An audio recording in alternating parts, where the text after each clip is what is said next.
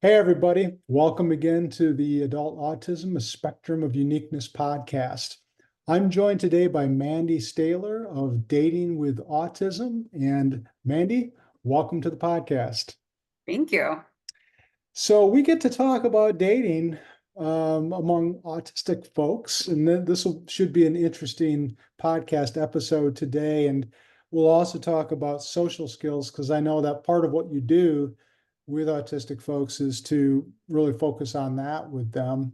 Um, I know that you're located in Denver, Colorado, but maybe you could tell us a little bit more about what you do and anything else that we should know about your practice. Sure. My name's Mandy, and sometimes I just feel like I do a little bit of everything. I started dating with autism, I think about 5 years ago, Okay. before I had a website, before I had really much of anything in terms of having a small business, didn't know a lot about it. Still a lot of things I don't know. Okay. And it's called Dating with Autism, yet I work with all kinds of people. Many of my clients are not autistic and or Sure. don't identify as being autistic. Um, in fact, everything we talk about is not even just limited to dating. I've worked with people who just want to have better friends at work. I've worked Sure. with people who want to learn how to better have a roommate, and have a better communication with a roommate kind of a situation. I've worked with people who just want more friends, and so it's even so much bigger than the name indicates. Yeah. And I think such is life, and it's just been a wild ride. Things are ever changing, but it's been a lot of fun to try to see what needs are out there and how I can try to support some people doing some things. Yeah. So basically you're what you're trying to help people do is how to kind of navigate relationships. Mhm. Yes. And so how did you get involved? I know that part of what you do is with autistic folks. Mhm. How is it that you got involved in working with that population of people? Well, honestly, I started doing marketing for a software company, and they made products for children with autism in school. And I was like, well, this is really great. Worked with them for a couple of years, started wanting to do a little bit more. So I started working with Special Olympics, and really it led me to ultimately getting my teaching degree. And I did that in California. And so I just knew that that was something I was interested in and started teaching. And I just have to say that when it comes to autism, autism is just so logical to me. I'm a very concrete thinker, and it Okay. just makes so much sense. And so I've always been wanting to support students with autism is kind of how that began. And I've worked in autism only classrooms. And then I've also worked on the other end of the spectrum in inclusive education teams and kind of figuring out how everybody can ultimately work together. But Right. it's been great. And then ultimately, I started teaching high school. And then from high school and in our state, it serves students through age 21, which is kind of that start of adulthood. And then I just know that I had a lot of adulting challenges, learning all of the Oh, things about adulting, including sure. dating. And so that's just kind of why I started with adults.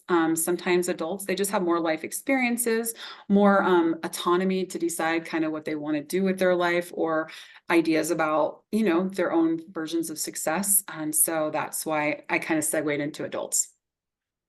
Talk a little bit about this program called Peers. I all I know about Peers, I've seen the acronym there, but I Mhm. know it's social skills. That's about all I know about it. But I know that that's kind of one of the things that you do in your program. So tell us a little bit about that.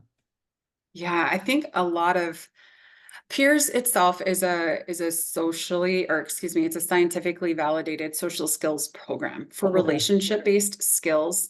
It's through UCLA. Elizabeth Lagston is the one who headed it up and trademarked it. And again, very research based through UCLA.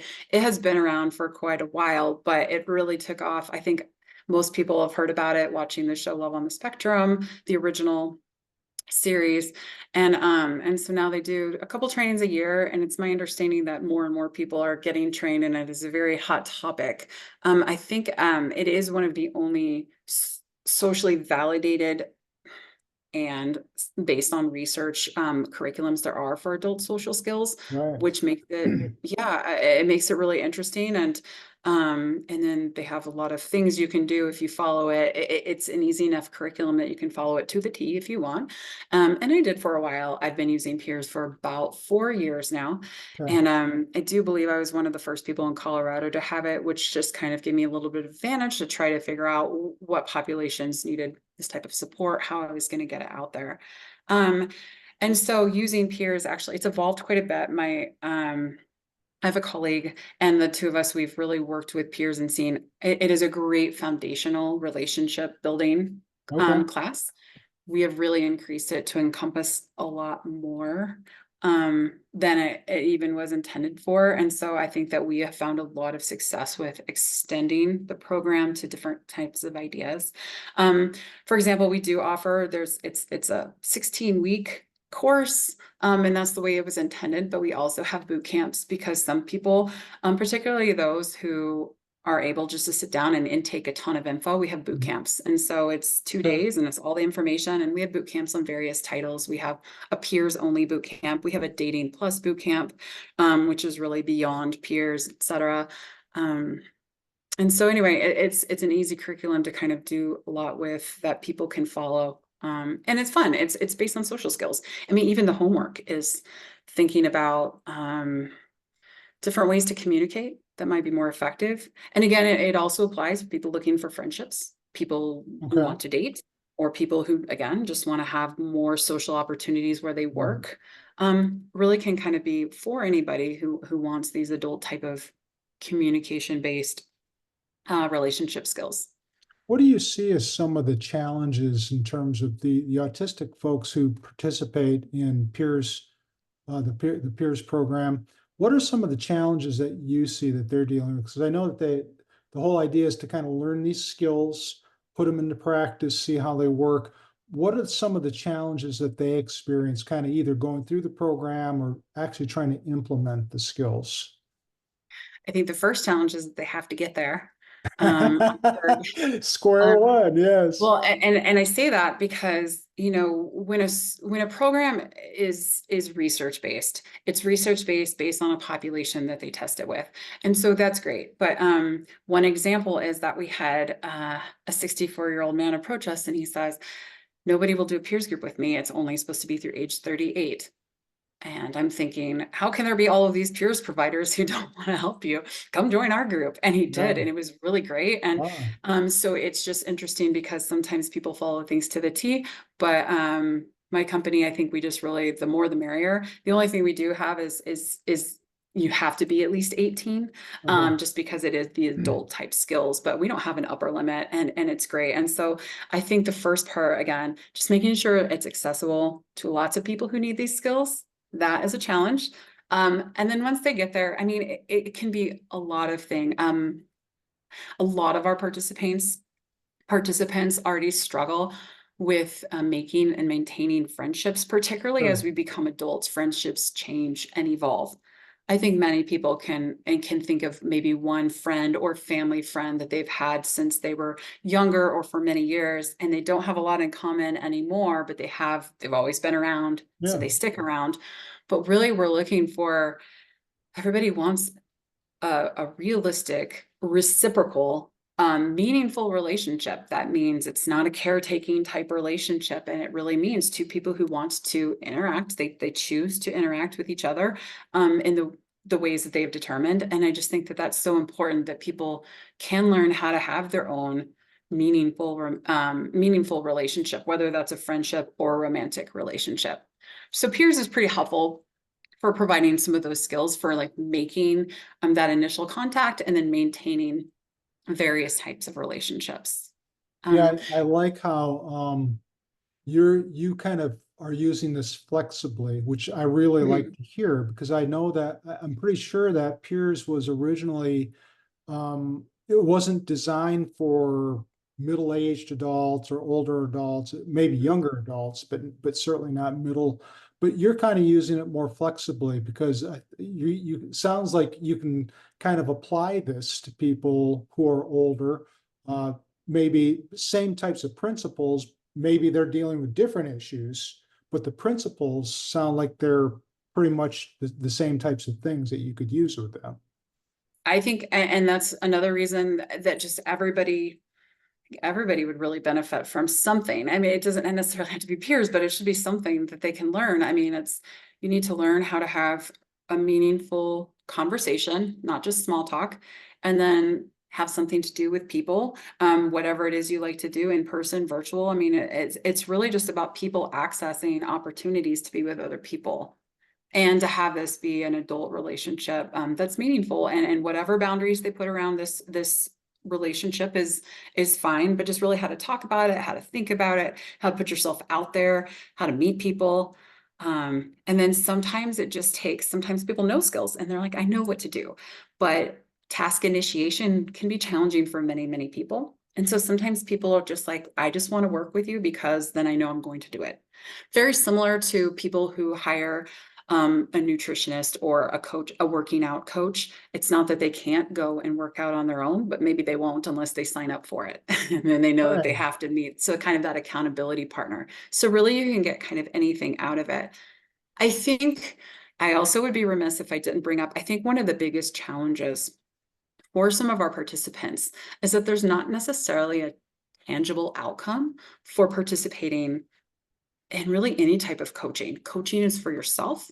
It's so you can have an opportunity to learn skills that you find important or meaningful, and then to be able to apply those skills. Um, we can't control timing. And we can't control other people, which is maddening. But I think that it's just important to know that we can be everything. We can check off all the boxes. We can Yeah. follow a curriculum to the T. We can do everything right in the book. It doesn't mean that you're going to have a boyfriend, girlfriend, their friend at the end of this Sure. program, Right. because it's just so hard. And it's just really hard for many people to think, I've done everything right. Why didn't it work? Right. And that, unfortunately, part of adulting. And we talk about rejection a lot. And we talk about the fact that we can't control timing. And that's just a part of it. And so part of it also just requires that processing ability for working with type of rejection. And rejection can be a person, but it can also be you're feeling rejected just because Yeah. these things haven't happened, and maybe you feel the universe is rejecting you. And just really knowing how to process that, and Well, I guess understanding. one of the other things too is, and this kind of relates more to the dating scene, is the whole awkwardness, and Yes. how do I broach that? I mean, I feel so awkward when I talk to a person, and then you kind of have to do this in a dating context. Mhm. So what are some of the challenges there? I mean, how do you deal with some of that awkwardness and teaching them how to feel comfortable? Can you teach them how to feel comfortable using these skills? I mean, how does all that work? You can't, we are, in the area of self-esteem, that really is a mental health professionals Yeah, area. Self-esteem and confidence yeah, are inner feelings. And we know exactly where our role ends and where it's time for us to say, sure. have you thought about mentioning this to your therapist or any therapist? Yeah, And understanding that that is important.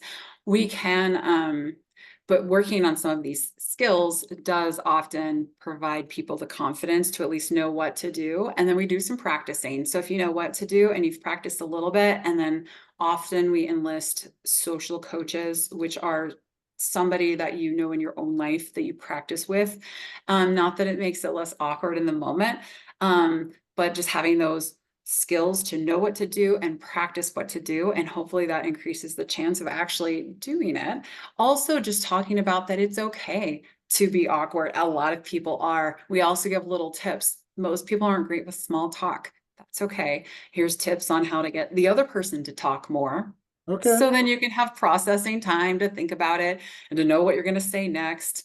And also, I think just normalizing dating is awkward. yeah, Is so awkward for everybody. You don't need to be autistic no, to be exactly, awkward. right, And exactly. yeah, and I like to share a lot of my own experiences, because I also just thinking normalizing that this is fine to be awkward. The other person probably feels awkward too. You Yeah, can talk about it, and then sure. it might help to laugh about it out loud, et cetera, et cetera. So anyway, I just think that just talking about it with somebody does help.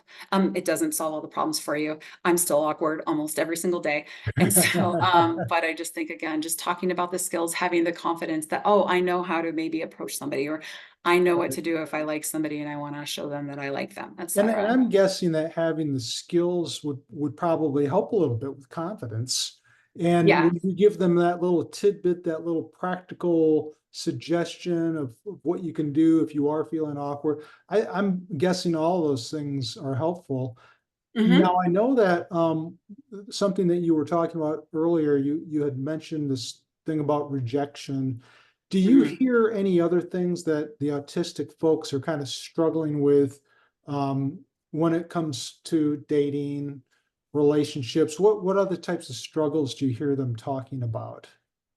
I think the initial meeting people, like that moment when you are going to try something new and you're already filled with overwhelm, and then you have to try to, or you want to try to walk over to somebody and meet them, or and talk to Uh, them. I think just that moment of like, okay, I'm going to do this. So that piece is always nerve-wracking, again, for most anyone. sure. So there's that small talk. Some people, just the idea, it's this thing, I can't do small Yeah, talk, or I don't like small talk. And ultimately small talk is what leads to, the ability to have more meaningful conversations. Usually you can't just jump into philosophy without kind of edging your way there. So small talk can be challenging. Online dating overwhelm. Many people want to try online dating, not because they think it sounds like a blast, but just yeah, because statistically there are just so many people trying it, and they think that it may lead to, a more tangible outcome. But it can be really overwhelming. I know that males struggle, statistically, males struggle with not receiving enough communication, and females, or those who identify as females, struggle with too much communication. And so just knowing that this overwhelm for online dating, where to start, how to start, do I have the perfect profile, or just thinking, I've emailed this person, why didn't they email me back? So all of those things are just hard, because anxiety itself is really high, a really high comorbidity um, topic with our autistic community. But a lot of with anybody, I just think that anxiety is so present today that it just kind of takes over a lot, and can take the fun out of trying to get something that we want. yeah. So, How yeah. about how about just kind of related to all this, the whole thing about social cues? This is something that autistic folks will oftentimes struggle with is Mhm. picking up on nonverbals or those types of things. Is that something that you address, and We how do you do. help them navigate social cues? We work a lot on, and it's also just according to what participants want, at Yeah, least for my company. We do, because we don't want to force anybody into any type of, this is what you must do to be successful in this dating arena. It's really, what do you think some of your struggles are? Here are some areas that we can discuss, and here are some examples of those areas, and then they can choose different ones to practice, or yeah, consider. So I just want to first and foremost say that this isn't a sure. program to change anyone. It's just a program to help in certain areas. And you're Right. right, social cues can be big. So we talk a lot about, body language, and especially when we're assessing how a situation's going, or, Yeah, are they looking at me? Are they talking to me? And there's a yeah, difference talking to somebody and then with somebody, because we really circle back around to reciprocal, because we want this to be back and forth, because that's what a more naturally flowing relationship communication is like. And it will always be awkward in the beginning, but as you progress in your relationship, it should be pretty reciprocal. You're going back and forth at whatever pace you're comfortable with. And really just thinking about that is really important. And so when you're going back and forth assessing, is this person into what we're talking about? Or should we switch topics? I'm getting really excited because they wanted to talk about this, anything I really like. Am I letting them talk enough? And so kind of it is those cues for thinking about, do they want to keep talking to me? And especially when we go more into dating specific, am I getting any feedback that perhaps they would be open to me asking them out, or wanting to get to know them better? Right. And I think that that's hard. I mean, we talk a lot about also how we present ourselves. If somebody wants to work on like their face, I know that for me, I have something called RBF, which resting bitch face. I'm And I know very it's kind of a familiar, thing, very familiar with but that. yeah, but that's been something like I personally have worked on. I look in a mirror and I'm like, what about this? And I'm like, Yeah, oh, too much teeth. What about yeah, this? Oh, yeah, too many wrinkles, or whatever it right. is. Like, and so like we'll work with people if Yeah. they want to. Again, not wanting to change anybody, but lots of people have something they're like, okay, what do you think? And then that's often the benefits of having some type of relationship coach or any type of coach. It's somebody who you can say, what do you think? Is there anything you'd give me feedback on for this? And And so that's kind of something related to what you just said Mhm. there, um, brings up this notion of what's called masking, of Mhm. where people will present themselves in a particular way, not their authentic selves, but this persona.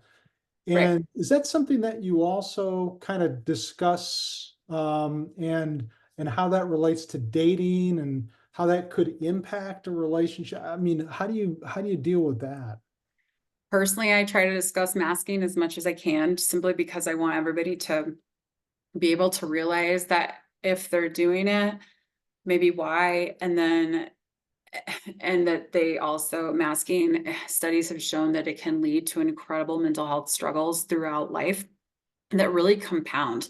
And so it might not be something that has a deep effect at first, but over time, there really is this like loss of feeling of identity and not being able to be yourself. And that is so detrimental. And so I also know enough to say, like, this is a mental health support.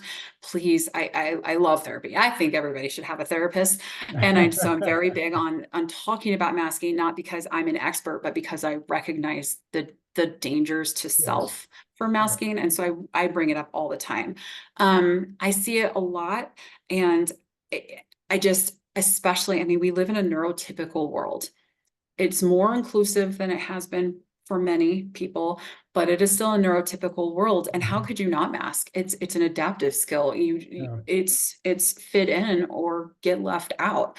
And it's just such an unfortunate thing for anybody who it feels is. the need. It's almost Yeah. a survival skill, Yeah, masking. I agree. And so, and then especially when we have neuromixed relationships, which is any time that neurodivergent person dates somebody who's so-called neurotypical, typically that's neuromix, and that can be challenging too, because somebody's usually trying to conform to the other rather than just existing completely how they are in a harmonious type of partnership.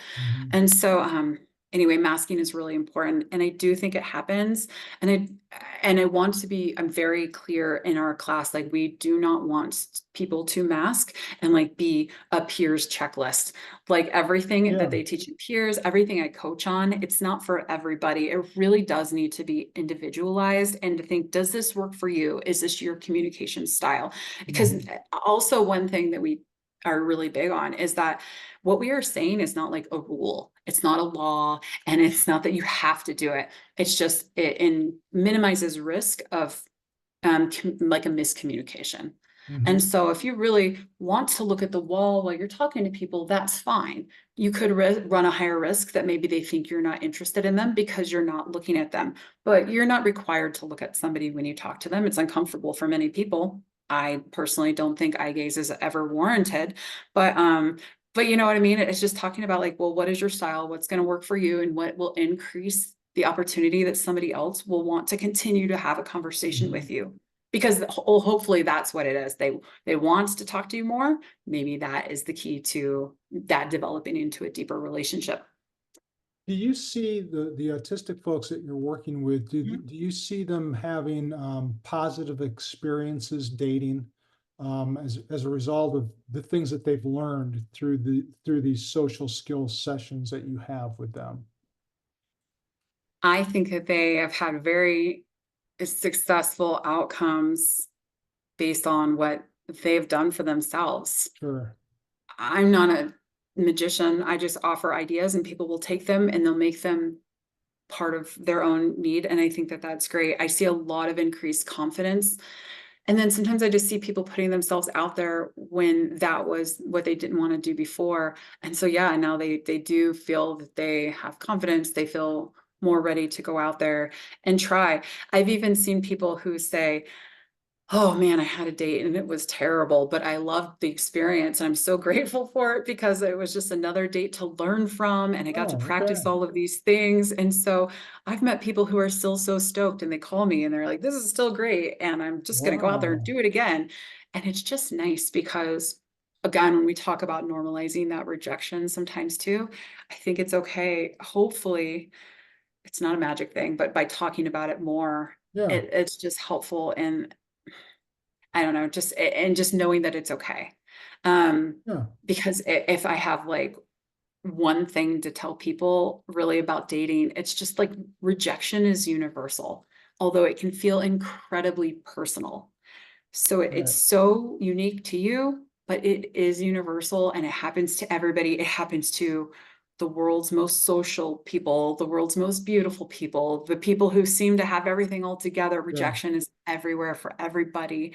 And just knowing that it's okay, it's part of learning. So yeah. What are a couple of recommendations that you have for the autistic folks who are listening to this, watching this on YouTube? What would you recommend to them? Really, if you want to meet somebody, you do have to go out there and meet people to just increase your chances of meeting someone. Whatever that means to you, some people are I'm definitely only going to stay online. That it just, you have to decide what is right for you. But if you statistically, if you want to meet more people, you need to meet more people. That part is universal truth. And Right. then also, you just need to meet a lot of people to increase your chances that it will develop into a meaningful relationship, meaning a very good friendship and or romantic. Mhm. Because all relationships are not meant to be lifelong. Many relationships are just meant to be acquaintances, somebody you see with, somebody you bowl with, whatever it may be, a family friend, and they're not ever going to progress further than that. So you just really need to get out there, meet as many people as you can, or as you want to, even if you're really only looking for maybe one good friend or one person to date. Put yourself out there, let people know you're looking. That is Yeah. another thing. Don't assume that the world is very small just because you go somewhere and you're like looking around, you're like, nobody's here for me. Everybody knows somebody. And many people know more than one person. So somebody that I worked with, she signed up for a community class in photography because that was something she was really interested in. And it was for women in their 60s. And she wanted to meet males to date. And so she's like, what am I going to do with this? I was like, talk to them, tell them what you're looking for. Everybody likes to help, especially when it comes to dating. Everybody wants to help everybody date. And it turns out that they did, they know people. Many people have kids, family, friends, nieces, Yeah. nephews, grandkids, use other social circles. And so really just spreading the word that you're looking, and it's okay to say, I'm Yeah. looking for dating, or even just, I'm looking to meet more people. That is something that a lot of people do say. So I'm looking to meet more people. And then usually somebody will be like, okay, who are you looking to meet? And then anyway, just putting it out there and let other people find the people for you. Okay. That's great advice. And Yeah. I know that people in the Autism Nation here, listening audience, might have some questions for you after they listen to this, watch this. How can they get a hold of you if they have any questions for you?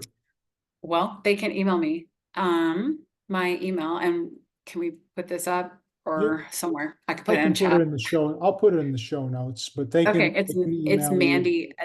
Mandy at datingwithautism.com. Okay. I do need a little bit of time to get back to people, but the questions are great. And if I can't help you, I'm not afraid to say it and say this other person can. I mean, it's great just to talk to people and see what do they need. I am certainly not an expert on everybody's needs all the Yeah. time. I only know what people like, let me know about what they need. Everybody's their own person. And so I love knowing more and more about what are people looking for? What do people need? What questions do you have? So it'd be great to hear from people. And the very last thing, I'm sure people are wondering that they're probably listening to this and thinking, oh man, I could really benefit from this. I would love to participate in this social skills training. However, I don't live in Denver Colorado. Do you do anything virtually at this point? Almost everything is virtual now. Ah, Um, yeah, I did start all of this in late 2019. And oh, so for those of wow. you who are following timelines, is right before COVID. Yeah, So actually perfect timing. everything I've done is online, with the exception of recently I've done some peers-based things in the Denver area. But for the most part, online is just better because then everybody's on the same platform. I've worked with people in other countries. I have a monthly call with somebody in Australia. And so it's just it's different. We have people from all over in all of our groups. So it's a Wonderful. really fun way to have a smaller community in a big world. That's great. I Yeah. really appreciate you participating today. This Thank is you. wonderful to learn about what you're doing, what a service that you're offering, not only to autistic people, but just people in general who could really look for, improving social skills and improving relationships as a result. So thanks so much for participating today, Mandy. Yeah, thank you very much. It's been great to be here.